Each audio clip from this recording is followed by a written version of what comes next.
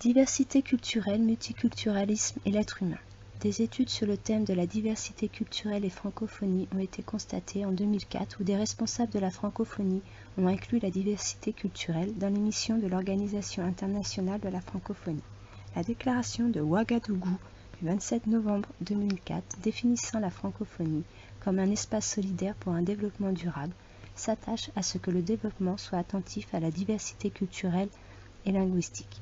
Notons aussi que le multiculturalisme qui favorise le maintien du caractère distinctif des cultures multiples au sein d'une société est souvent opposé à des thèmes tels que l'intégration sociale, l'assimilation culturelle ou la ségrégation raciale, et que pour parler de multiculturalisme, les termes creuset ou mosaïque culturelle sont parfois employés. Les études sur le thème du multiculturalisme ont été constatées au Canada en 1982, où il a été adopté la Charte canadienne des droits et libertés, promue par le Premier ministre. Le gouvernement canadien a opté en faveur d'une politique favorable au multiculturalisme.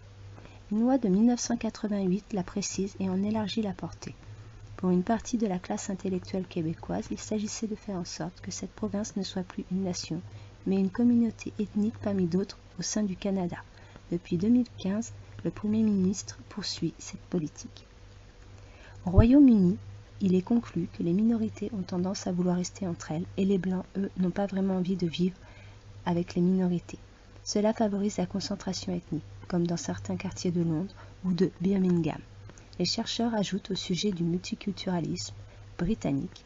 Cela dit, le bilan n'est pas mauvais, il y a eu des avancées. La société britannique me paraît plus apaisée qu'auparavant, relevant que des personnes issues de minorités accèdent à de hautes responsabilités.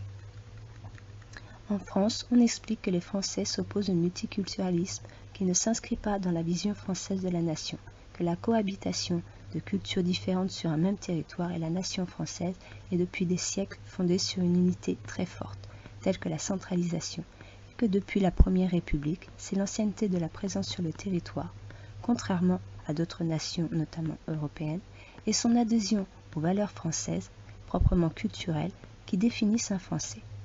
Notons que la mémoire de l'être humain se transmet aussi par le biais d'études réalisées par des chercheurs reconnus. Ces études ont souvent été réalisées de mémoire et ne sont que très rarement réalisées dans un choix d'esthétique et de sublime. Elles dévoilent souvent le thème d'une diversité culturelle européenne, soit, mais aussi de la mémoire collective. C'est cette même mémoire collective qui a fait évoluer les cultures et qui de nos jours est une thématique à l'origine de nombreuses études scientifiques.